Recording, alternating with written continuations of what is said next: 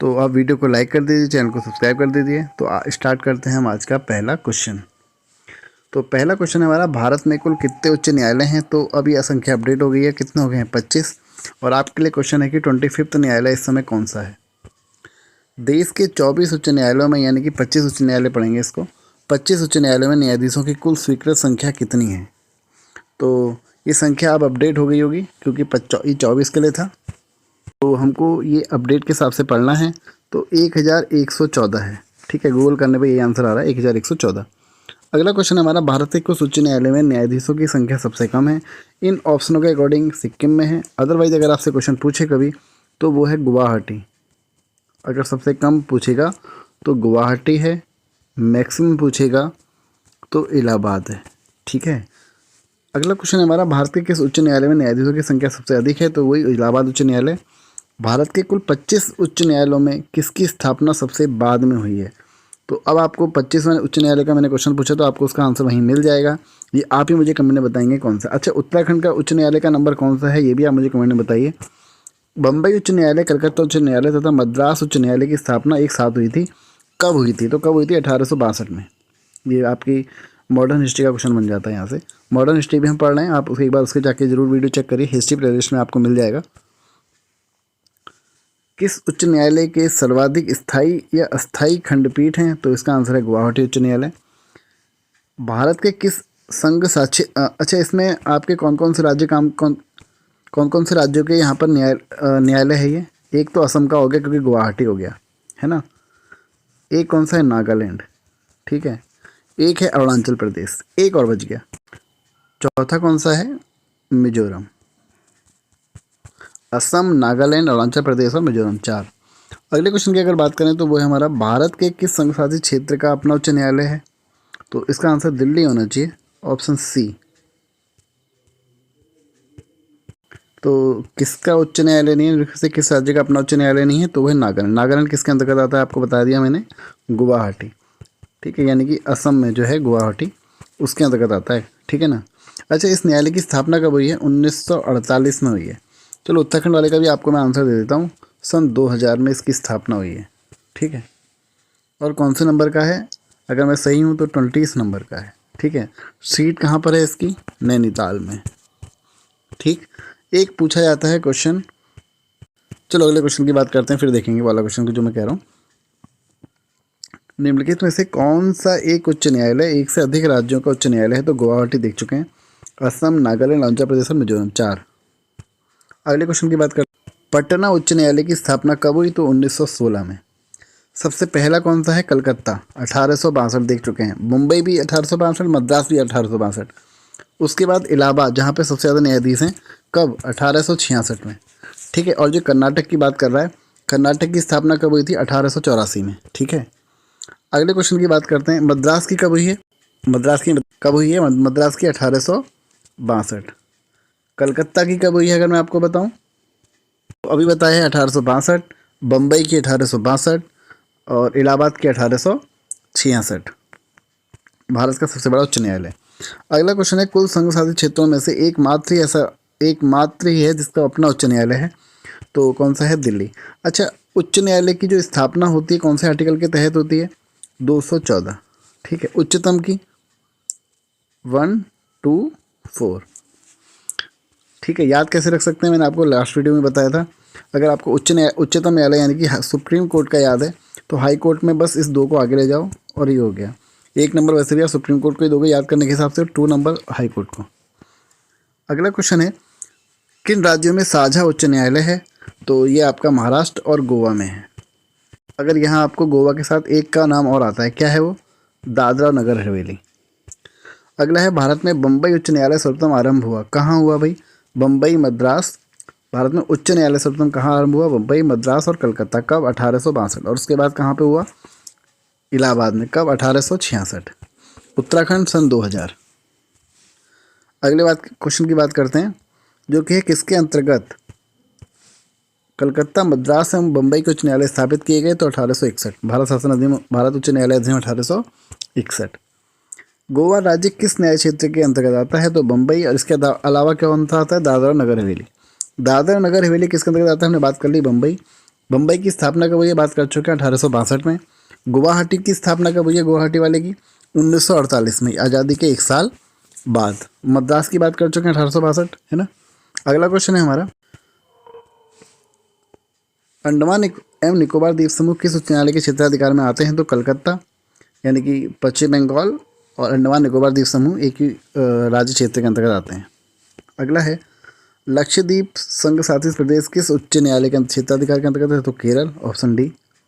अच्छा, एग्जाम में क्वेश्चन ये आ जाएगी केरल की सीट कहाँ है, जैसे कि उत्तराखंड की कोर्ट की जो सीट है, जो मूल स्थान है वो कहाँ है, नैनीताल में, उत्तराखंड का। इसी तरह केरल का अगर आ जाएगा तो याद रखना थोड़ा अलग सा नाम है, अनारकुलम। याद करना थोड़ा टफ पड़ेगा, अनारकुलम। अगले क्वेश्चन की बात करते हैं, केरल न्यायालय की स्थापना कब हुई, जब आपका 1948 यानी कि कौन, गुवाहाटी, उसके 10 साल बाद 1958 में। ठीक है, याद रखना ये केरल का है, सीट कहाँ है, अनारकुलम। एक केरल वाला आ सकता है और एक बिलासपुर वाला, सॉरी छत्तीसपुर वाला, क्योंकि इन दोनों की सीट थोड़ी अलग है। छत्तीसगढ़ उच्च न्यायालय कहाँ स्थित है, बिलासपुर में। उत्तराखंड उच्च न्यायालय नैनीताल। झारखंड उच्च न्यायालय की स्थापना कहाँ की गई, रांची में। अगर आपको याद होगा 3 उच्च न्यायालय एक साथ हुए थे, कौन कौन से, छत्तीसगढ़, है ना, दूसरा उत्तराखंड, फिर तीसरा झारखंड। तो ये सब सन 2000 के हैं, छत्तीसगढ़, उत्तराखंड और झारखंड। फिर 2013 में कौन सा बना, 2013 में बना मणिपुर, फिर मेघालय, फिर त्रिपुरा। ये 2013 में बने, 3 2000 में बने और 3 2013 में बने। ठीक है, अगले क्वेश्चन की बात करते हैं, मध्य प्रदेश उच्च न्यायालय कहाँ स्थित है, तो जबलपुर में है, ऑप्शन डी। मध्य प्रदेश उच्च न्यायालय कब बना, तो ये बना था हमारा 1956 में। ठीक है, 1956 में। कहाँ है, जबलपुर। केरल का उच्च न्यायालय कहाँ है, एर्नाकुलम, मैं आपको बता चुका हूँ। और कब बना था, 1958 में। इससे पहले 1948 में कौन बना था, गुवाहाटी, जहाँ पे सबसे ज़्यादा राज्यों के क्षेत्राधिकार आता है। उड़ीसा राज्य का उच्च न्यायालय कहाँ है, कटक में। अच्छा, कटक में किसका जन्म हुआ था, कौन से महान नेता का जन्म हुआ है कटक में, सुभाष चंद्र बोस जी का। नेताजी सुभाष चंद्र बोस जी का जन्म कहाँ हुआ था, कटक में। कटक कहाँ पड़ता है, उड़ीसा में। अब बात कर लेते हैं किसकी सीट कहाँ पर है, देखो आया है क्वेश्चन, राजस्थान उच्च न्यायालय, इसका कहाँ पर होगा, जोधपुर होगा। ठीक ही है, ए का 4th होगा। उड़ीसा की बात कर चुके हैं, कहाँ, कटक में, बी का 3 होगा। गुजरात अहमदाबाद, केरल अनारकुलम। अगला क्वेश्चन, ऑप्शन सी सही है इसमें, 2 या 2 से अधिक राज्यों या संघीय प्रदेशों के लिए एक सामान्य उच्च न्यायालय की स्थापना की जा सकती है संसद द्वारा कानून बनाकर। उच्च न्यायालय के क्षेत्राधिकार को घटाने या बढ़ाने का अधिकार किसको है, संसद को। उच्च न्यायालय के न्यायाधीशों की नियुक्ति कौन करता है, तो राष्ट्रपति। एक क्वेश्चन में आपको मैंने कल भी बताया था, मैंने जब हमने न्यायपालिका पढ़ा था, तो याद रखना किसी भी न्यायाधीश का आ जाए, नियुक्ति अगर पूछेगा किसी भी न्यायाधीश की, तो वो राष्ट्रपति ही करते हैं। किसको छोड़ दें, बस अधीनस्थ न्यायालयों को छोड़ दें, तो वहाँ के न्यायाधीशों की नियुक्ति कौन करेंगे, राज्यपाल। अदरवाइज जो भी न्यायाधीश आ जाएँ, भारत के मुख्य न्यायाधीश आ जाएँ, या मुख्य न्यायाधीशों के अतिरिक्त भारत के उच्चतम न्यायालय के अन्य न्यायाधीश आ जाएँ, या उच्च न्यायालय के मुख्य न्यायाधीश आ जाएँ, या उच्च न्यायालय के अन्य न्यायाधीश आ जाएँ, सबकी नियुक्ति राष्ट्रपति करेंगे। ठीक है। अच्छा, अब एक क्वेश्चन ये आता है कि सुप्रीम कोर्ट के जो वेतन भत्ते होते हैं किस पे भारित होते हैं, कहाँ से मिलते हैं उनको, तो भारत के संचित निधि से।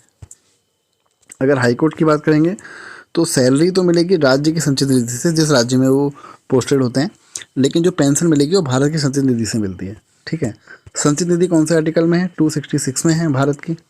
ठीक है, और अगर बात करेंगे संचित निधि के अलावा क्या होती है वो, आकस्मिक निधि, तो वो कौन से आर्टिकल में है, 267 में। जिसका नाम बड़ा उसका आर्टिकल बड़ा। अगले क्वेश्चन की बात करते हैं, उच्च न्यायालय के न्यायाधीशों की नियुक्ति के लिए राष्ट्रपति निर्णय से किसके परामर्श लेते हैं, तो सर्वोच्च न्यायालय के मुख्य न्यायाधीश से परामर्श लेने की बात हो रही है ना। संबंधित राज्य के उच्च न्यायालय के मुख्य न्यायाधीश से, संबंधित राज्य के राज्यपाल से, तो सभी, ऑप्शन डी इसमें आंसर होगा। उच्च न्यायालय में बकाया कार्य को निपटाने के लिए राष्ट्रपति अपर न्यायाधीश की नियुक्ति अधिक से अधिक कितने समय के लिए कर सकते हैं, 2 वर्ष। उच्च न्यायालय में न्यायाधीश के पद पर नियुक्त होने के लिए क्या अर्हताएं होनी चाहिए। देखो बच्चा, उच्च जो न्यायालय होते हैं उसके न्यायाधीश की योग्यता क्या होती है कि उसको 10 साल के लिए उसने वकील के हैसियत से काम किया होना चाहिए। ठीक है, न्यायालय में। तो आयु तो हमको पता ही है 62 वर्ष, सुप्रीम कोर्ट की कितनी है, 65 वर्ष, है ना। इसकी कितने 62। उसने भारत में कोई न्यायिक पद धारण किया हो, बिल्कुल सही। वह किसी उच्च न्यायालय का या दो से अधिक ऐसे न्यायालयों में लगातार अधिकतर रहा हो, उपयुक्त सभी, ऑप्शन बी। उच्च न्यायालय के न्यायाधीशों की नियुक्ति कौन करते हैं? राष्ट्रपति। उच्च न्यायालय का न्यायाधीश किसके समक्ष अपने पद और पद की गोपनीयता की शपथ लेते हैं? तो राज्यपाल। शपथ लेने की बात हो रही है, ठीक है, उच्च न्यायालय के न्यायाधीश की। शपथ किसके लेंगे देख लीजिए, पद और गोपनीयता की। मंत्री भी इसी की शपथ लेते हैं। उच्च न्यायालय के न्यायाधीश अपना त्यागपत्र किसको देंगे? राष्ट्रपति को देंगे, क्योंकि नियुक्ति राष्ट्रपति के द्वारा ही होती है। उच्च न्यायालय के न्यायाधीशों के आचरण पर बहस कहाँ की जा सकती है? तो कहीं नहीं, ऑप्शन डी। किसी उच्च न्यायालय को एक उच्च न्यायालय से दूसरे में स्थानांतरित करने का अधिकार निम्न से किसको है? तो भारत के राष्ट्रपति को। एक चीज़ और यहाँ से याद रखना कि किसी भी न्यायालय के न्यायाधीशों का अगर स्थानांतरण होता है, इनकी ट्रांसफ़र होता है, तो वो उनको पनिशमेंट के तौर पर नहीं होता कभी भी, ठीक है ना। अगला क्वेश्चन है हमारा, उच्च न्यायालय के न्यायाधीशों को कौन हटा सकता है? तो विशेष बहुमत से पारित करके संसद के प्रस्ताव पर पारित राष्ट्रपति के द्वारा, ठीक है। जिस तरीके से राष्ट्रपति को हटाया जाता है वही प्रक्रिया उच्च न्यायालय के न्यायाधीश या उच्चतम न्यायालय के न्यायाधीशों को हटाने के लिए की जाती है। और इसमें आप लोगों को पता है, महाभियोग का शब्द जो है वो सिर्फ राष्ट्रपति के लिए यूज़ होता है और किसी के लिए यूज़ नहीं होता। लेकिन हाँ, हम नॉर्मली बोलचाल में न्यायाधीशों के लिए ये शब्द यूज़ करते हैं। अगर क्वेश्चन में आ जाए कि महाभियोग शब्द किसके लिए यूज़ होता है, अगर राष्ट्रपति को राष्ट्रपति आ जाए और ये आ जाए न्यायाधीश, तो आपको राष्ट्रपति उसमें क्लिक करना है। शर्त क्या होती है इसमें? दोनों सदनों में, लोकसभा की बात करेंगे तो कम से कम 100 सदस्यों का समर्थन होना चाहिए, राज्यसभा की बात करेंगे तो 50 सदस्यों का, और बहुमत कैसा है? विशेष बहुमत, ठीक है। अगला क्वेश्चन है हमारा, उच्च न्यायालय के न्यायाधीशों को उसके पद से केवल किन प्रमाणित आधारों के आधार पर हटाया जा सकता है? दो ही हैं, कौन कौन से हैं? सिर्फ कदाचार और असमर्थता, उपयुक्त दोनों। तो आज की वीडियो में इतना ही, बात करेंगे अगले वीडियो में। वीडियो को लाइक और चैनल को सब्सक्राइब जरूर करिएगा जो साथी नहीं जुड़े हैं। तो थैंक यू।